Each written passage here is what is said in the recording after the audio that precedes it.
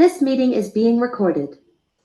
Hey, welcome everybody to the Crappy Podcast. I'm Russ Curtis, and we've got David Easterling, John Boyle here, and we're going to talk. We've got a Nobel laureate here, David Easterling. We're going to talk about climate science, among other things. A couple things here.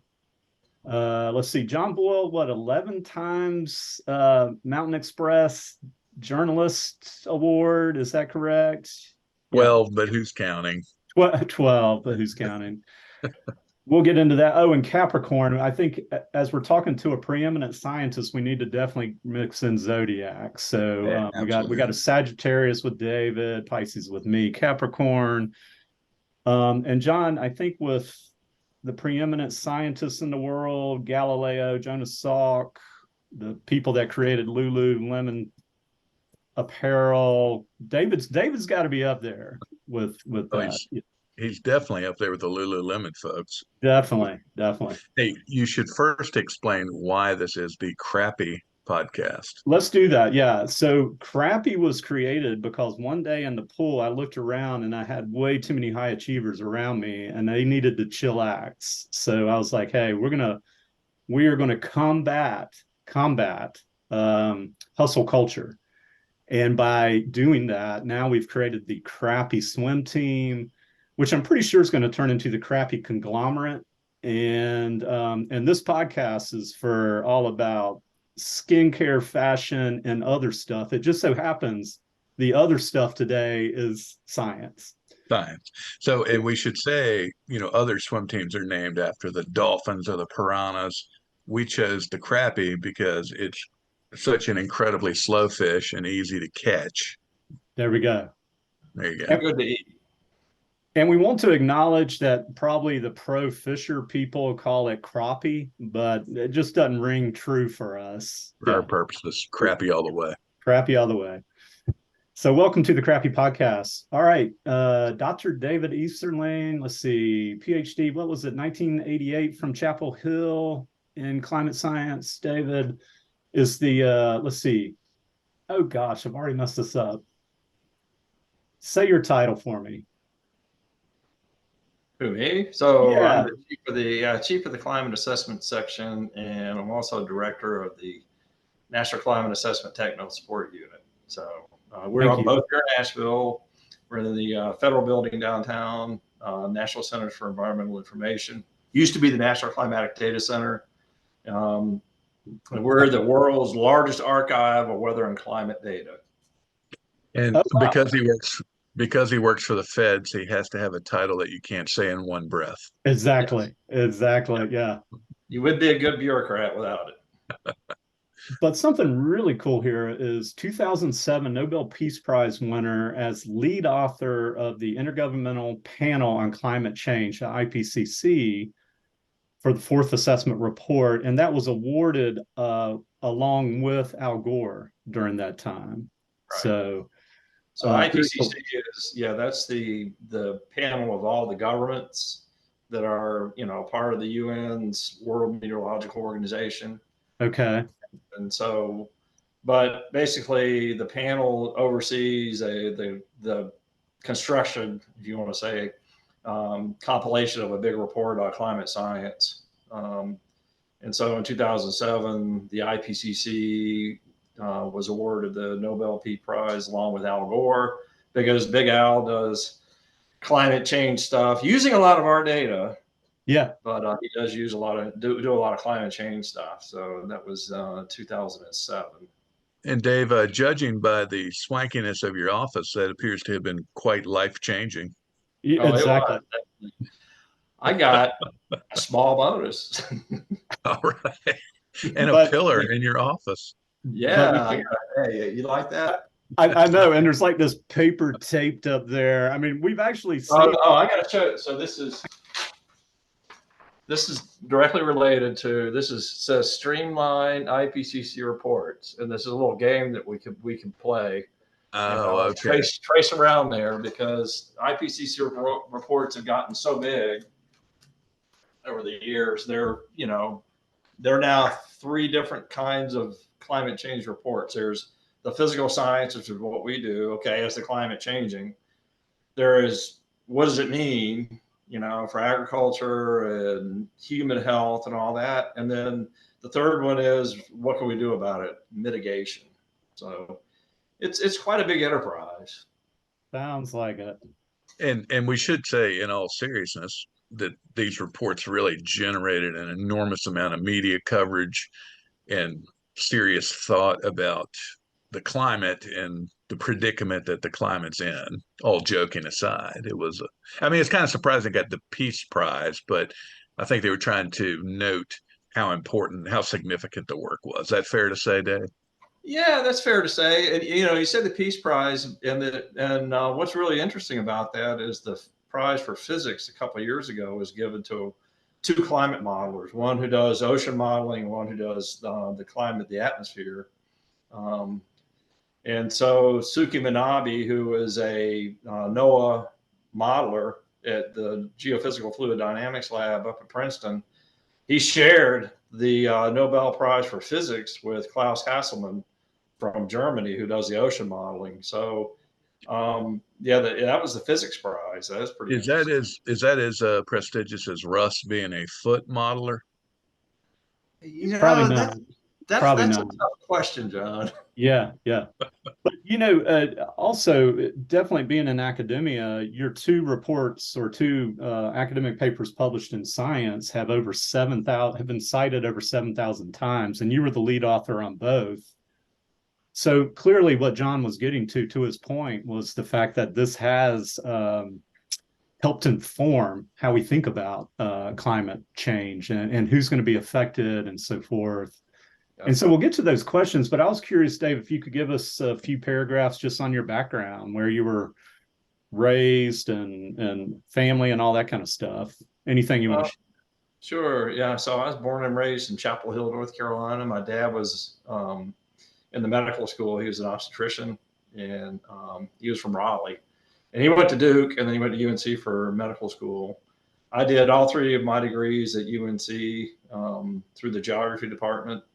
And I finished in 1987 and took a position as an assistant professor at Indiana University Bloomington in the atmospheric sciences program there in the geography department. And I spent 3 years there, and then decided that academia wasn't exactly for me. And a friend of mine was a division chief here in Asheville at the National Climatic Data Center, and he says, I got this position. So I applied for it and got it and moved here in 1990 officially as a research meteorologist, but really doing climate work. And been here ever since, and kind of gotten different positions along the way, principal scientist, and then division chief. And then in 2013, I took over the technical support unit for the National Climate Assessment. And basically what the technical support unit does is provide scientific, editorial, graphics, web development, sort of end-to-end processing and support for putting out the National Climate Assessment, which is required. It's a government report that basically looks at how climate change is impacting the United States. And it's supposed to come out every 4 years by law. Typically it comes out about every 4 years. And we're now about to release the 5th National Climate Assessment. Ideally, it's probably going to come out in mid-October to around the 1st of November. And it's about a 2,000-page report that documents climate change and how it might change in the future in the United States, and then how it's going to impact things like agriculture, forestry, human health, transportation, infrastructure, and things like that, as well as there's an international chapter on how things that are happening internationally might impact the United States in terms of climate change. Hey, let's just cut right to the chase here, David. Did you personally start the whole climate hoax, or was that just your department? I hate to say it. I jokingly. The climate hoax really started before I finished graduate school, so I can't really make any claim about that. But I want to tell you that we have been able to keep it. It's people think that it's real, but it really is not. And we've been able to keep that amongst a cadre of about 5,000 climate scientists who nobody's ever gone out and said, no, this is really a hoax for the last 35 or 40 years. It's just really amazing, a tight-knit group, That's somebody's going to pull out that little snippet of you saying it's not real. That's going to go all over. Yeah, but the reason I bring it up is because that is persistent, this skepticism about even now, and in the last global warming report or climate change report that came out, there was a report on NPR, and it even mentioned that some of the scientists sounded kind of tired in making the assertions because they're just tired of saying the same thing, and people are so skeptical. And meanwhile, we have record-breaking heat in the world and forest fires all over the place and tremendous flooding. So what is that part of it like trying to deal consistently with people that think it's a hoax or it's not real? Most of the people that would claim, say that they don't believe it are people that have something substantial to lose, they think. It's some people in the fossil fuel industry, for example. I mean, the economy has been built up based on the use of fossil fuels, and they can't see, they think that, oh, the economy is going to tank if we start moving to renewables. Well, we've already seen that that's not the case, and moving to more renewables generates a lot more jobs in the renewable energy sector than it does, and then they would be able to maintain in the fossil fuel industry. So really, it's a lot of people that have a lot of money that have a lot to lose if we really were to shift. But a shift like that's going to take decades. Okay, it's not like we're going to just shift overnight to wind power, hydropower, maybe even bring in some nuclear power, things like that. It takes a long time to kind of shift an economy like ours over to renewables. I personally don't run into that many people or get accosted or anything like that. I have gotten hate emails before, you're lying and things like that. Most climate scientists have. Some have been physically threatened. I'm sure. Yeah. And I personally haven't. Maybe it's because I'm a Fed and people are a little hesitant to threaten a Fed. But bottom line is, I know people that have, gotten physically threatened. I'm going to come after you and that sort of thing. Right. But it's the bottom line is, we put the message out there. I'm not an overly left-wing kind of guy or right-wing. I'm kind of middle of the road. But I see this. I'm a scientist, and I see the evidence. That's the bottom line. Is what does the evidence say? I know the climate system. I know the physics. The physics behind it is actually pretty simple. It's not anything that's like, quantum mechanics or something. There's a little bit of that in there. But bottom line is really that. The bottom line is the physics is fairly straightforward. And if you don't believe it, you just fool yourself. So as we talk about that, because it may be the language sometimes confuses folks, because when I read your articles, what I'm seeing and when I've talked to you is that the significant change is that we don't get as cool as we used to be. So, so we've had times when it's been as hot or even hotter than we've had recently. Am I understanding that right? But it's not getting as cool. So then therefore we have more evaporation into the environment, which fuels more intense weather events. Is that correct?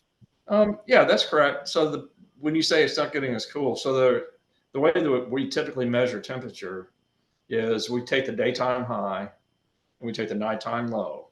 Okay. So mid-afternoon is the daytime high, right around dawn is the nighttime low. And what's happening is it's not getting as cool at night as it used to.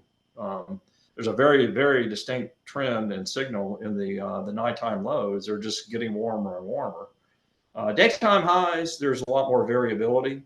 That's some areas, even in the U.S. in the summertime, the daytime highs are not really going up, or they're just going up very tiny amount, like in the central U.S. We just are publishing a paper on that, why we think that happened.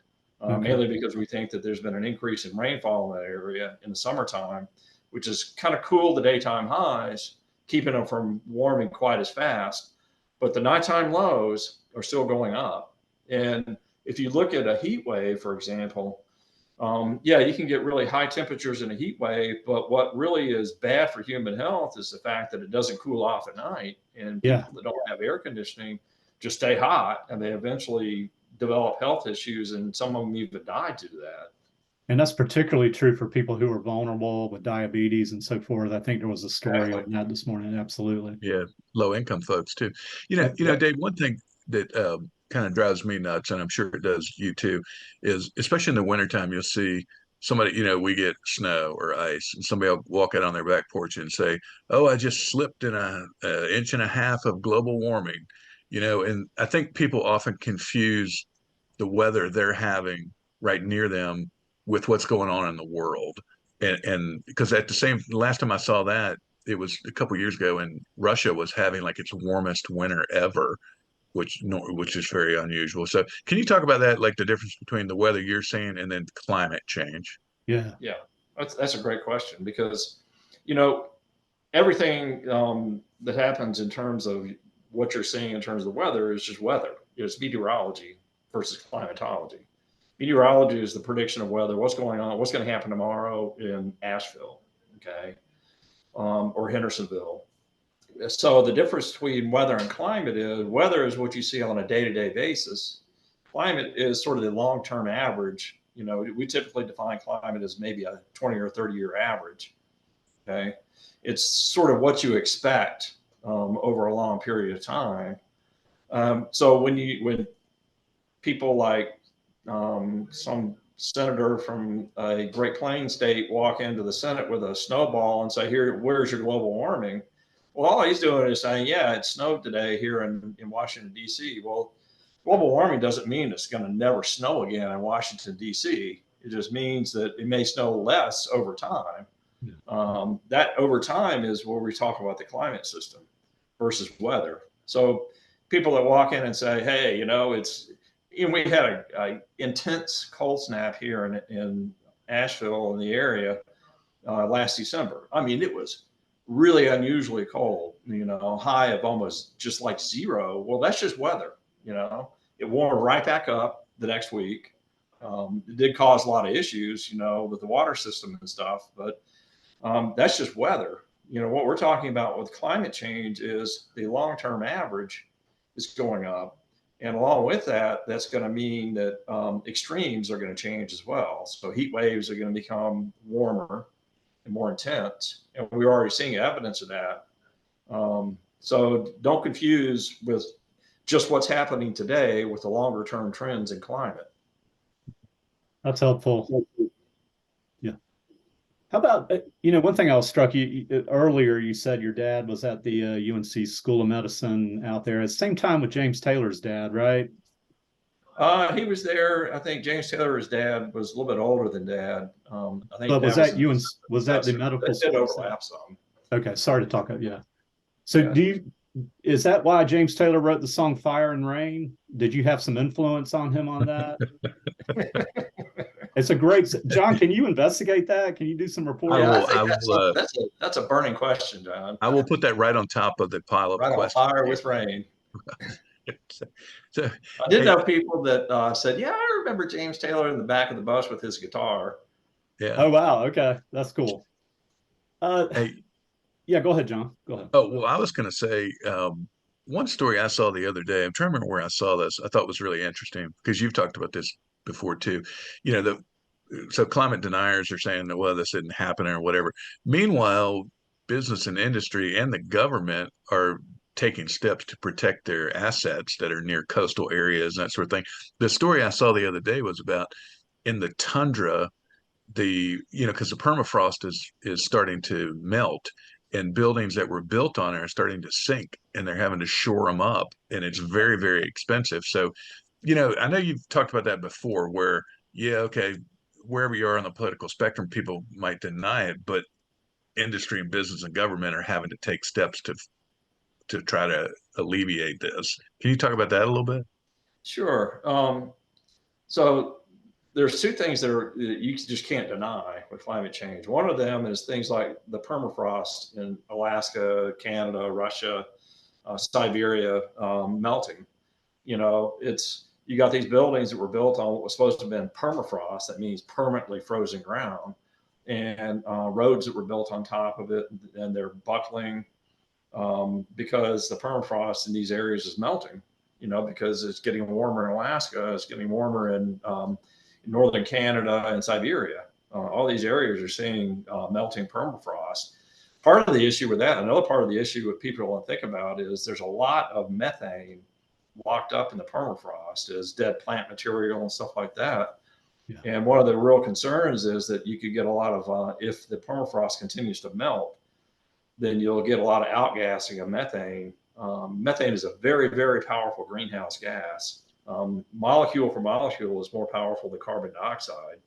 It's just that it's in the atmosphere in much, much smaller quantities. But if you start putting a lot more methane in the atmosphere, you're just going to enhance the warming we're seeing due to increasing carbon dioxide and nitrous oxides, that sort of thing. The other part of that is, and the other thing that's really undeniable, is sea level rise. Sea level has already gone up almost a foot since the late 1800s, and it's just going to continue to go up. How much is going to rise is just, it's an open question because of there's a lot of uncertainty in the modeling of it. But what we're seeing is areas like Miami and Charleston and Wilmington, North Carolina, and even some parts of DC, being along the coast, are starting to see more instances of what is called sunny day flooding, where you have a really high tide and it just washes over the seawall into the streets. And all of a sudden you get 6 inches of seawater in the streets in Charleston and Wellington and Miami. Yeah. And what used to happen is you might get just a few days like that a year. And now we're starting to see, getting into the dozens of days a year. Charleston is talking about actually having to build a seawall around the battery down there because of that issue. Yeah. So that's like undeniable. And I know there was a report with Charleston. It was one of on the national news about how they were going to possibly go after the energy companies to help pay for the seawall they're going to have to build. I heard rumors of that. Yeah, it wasn't long ago when I saw it, but I don't know the details. I do know, we've talked about human behavior would have to change a lot for us to really bring down global warming to make a difference. You've talked about and been pretty optimistic that we're going to have technology that's going to help capture carbon or what have you and store it safely. Am I saying that right? That there'll be some new technology that could help? There is carbon capture technology out there. It's not widely implemented. It would have to be really widely implemented. There's different ways you can do it. You can do it capturing it at its source. If we were to, let's say we were to move to all electric vehicles, which, it is the way of the future right now. Car companies are saying that. I think General Motors says they're not going to be producing internal combustion engines 15 years from now. Yeah. So they'll be all electric. Well, right now, all you're doing is transferring the emissions from your car to the power plant with an electric vehicle.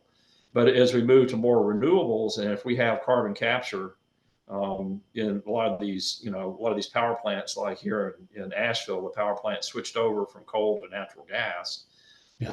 It emits fewer greenhouse gases, but it still is putting it out there. So if you can capture a lot of that carbon as it comes out of the stack, and store it. There are different ways you can store it. You can inject it into the ground, things like that. Then eventually EVs get to the point, electric vehicles get to the point where they really are reducing emissions, because you're not just transferring the emissions from the car to the power plant. Let's say everybody had solar panels on their roof and they were able to recharge their car with solar panels, and then that really is truly renewable. For going back to methane for a second, I just want to say Russ released some in the pool the other day, and that was uncool. Yeah. But one thing I want to ask you, when you talk about, and Al Gore kind of got lampooned for this, but the Earth being at a tipping point and that sort of thing. But I think one thing that's sort of hurt the messaging a little bit is, for years and years, they've said this is at a critical tipping point. We have to do something now. And, kind of human nature is like, well, yeah, I'm not going to spend double on a car for an electric car until the prices come down. But I think we're seeing some of these changes now. We're seeing this excessive flooding, these excessive forest fires. Are we still at a point where we can turn this around, or have we reached a tipping point? Yeah.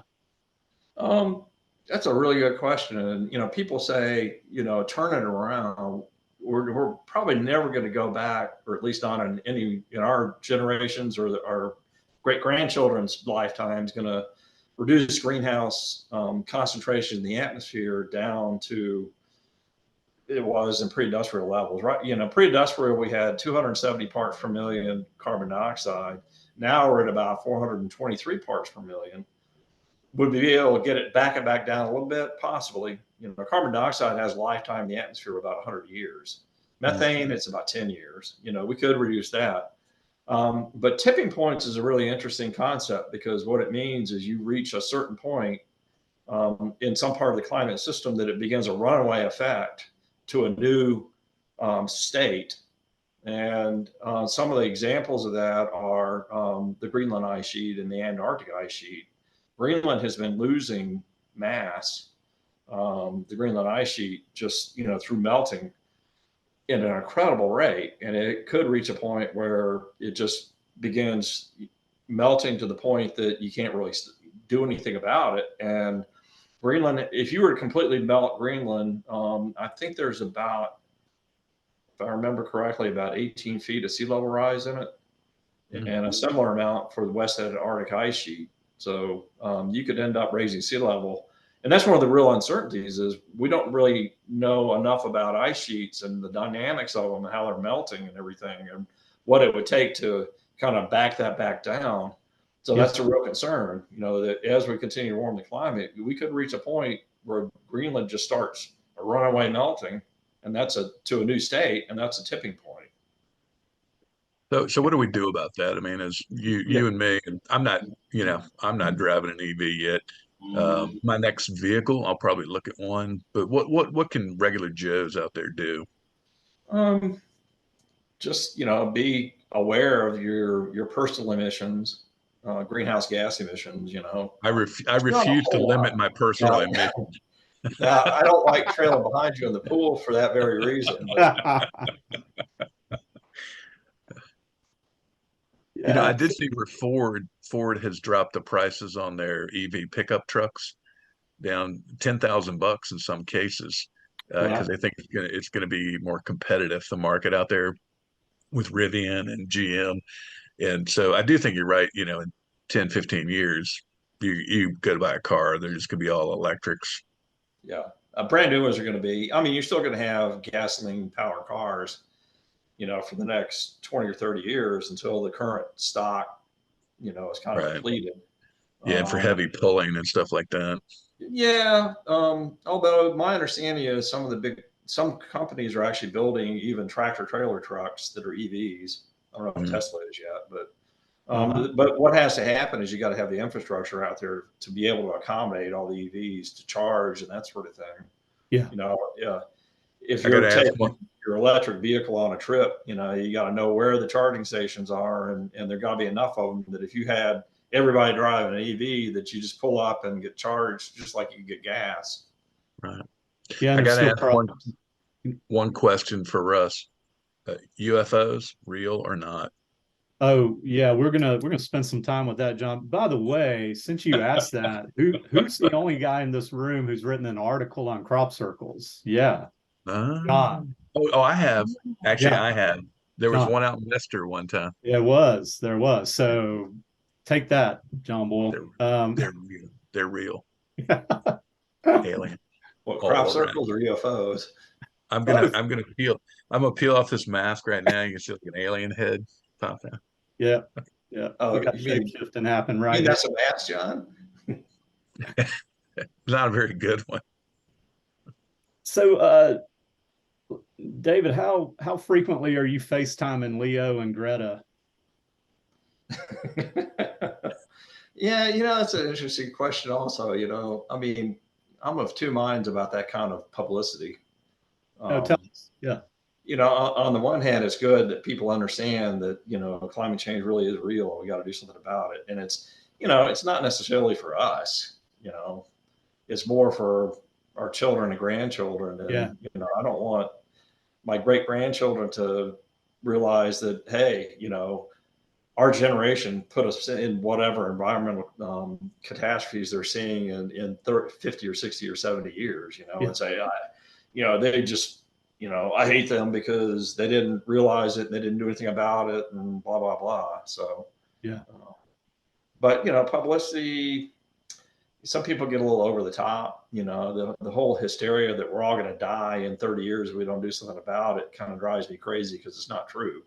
We're going to see more heat waves, and some people may. But is the human race doomed if we don't do something about it in the next 20 or 30 years? No. What's going to happen is we're going to have to adapt, and it's going to cost a lot of money to adapt. And the longer we wait, the more it's going to cost. And what's other interesting also is, we do some work here with civil engineers. Civil engineers, one of the big signals in climate change is an increase in heavy rainfall events. As the atmosphere warms up, the atmosphere can hold more moisture, you get a lot more evaporation, and you get heavier rainfall events. And so the American Society of Civil Engineers is working with us to develop new standards for how they build bridges and buildings and that sort of thing to be able to accommodate that. You think about a flat roof. Okay, well, you get a real heavy rainstorm on a flat roof, and all of a sudden you get all the weight of that water on top of it. So if the rain rates are going to increase, you get even more water, and you don't want those roofs collapsing. So then that's more expensive to remedy, and whether it's construction, building houses, they're going to have to add more to it. Essentially, if I'm hearing you right, it's almost everywhere in the U.S., perhaps there's going to be hot spots. They're going to have to kind of design like they would in a hurricane-rich area. They're going to have to design the houses with that level of structural stability, and that's expensive. Yep. But it's cheaper to do it now than it is to go back and retrofit. Yeah. Oh, okay. Yeah. Let's take a bridge. If you got a bridge that's being built now for a certain level, sea level or something like that, well, it's better to go ahead and build it, 8 feet higher now than it is try to go back and retrofit it. Absolutely. I think this should be the part of the podcast where we stand up and show that we're all wearing Speedos. So I'll start. No, I just got my black jeans on. All right. Yeah. Hey, well, tell me what you're hopeful about. What does anything give you hope about remedying some climate change or helping reduce that? Or I'm hopeful. I do see some movement in some of the bigger industries and companies. Part of it's shareholder driven. That the shareholders are starting to say, hey, company X needs to be aware of their greenhouse gas emissions and whatever they're doing and how it's impacting the climate, needs to begin looking at how they might be able to change the way that they do business to reduce emissions. Because individuals can try to reduce emissions. You can drive fewer miles if you're driving a internal combustion engine car. You can switch to EVs and that sort of thing. But really, it's going to take big industry, to begin reducing their carbon footprint. But it's also going to have to happen in other countries like China and India that really do have, we're responsible for a large amount of the current emissions and what's happened in the past. China and India being the two largest countries population wise, they're, still out there pumping out a lot of greenhouse gases. It's going to take them a while to change their economies over, but I think it'll eventually happen. It's just going to take a while. And so that's what really needs to happen is big countries like that and the industries within those countries have to realize what they're doing and begin reducing greenhouse gas emissions, reducing a reliance on coal for energy, for example. Yeah. Talking about being hopeful. I mean, I am not the climate scientist here, but one thing that makes me somewhat hopeful is the advances in technology. You think about it in the last 150 years, it went from 1903 with a canvas plane flying in Kitty Hawk to 65 years later, man on the moon from rockets and rocket ships, just crazy advances in technology. So they've been working on fuel cells for quite a while, and I think we'll get there where there's a very low fuel type high output device that's safe that we can power our vehicles and homes and everything with that are emissions free. We'll get to a point, just a matter of when and if how we can get there before like a tipping point sort of thing. Is that Yeah, that's a reasonable? good point. Yeah.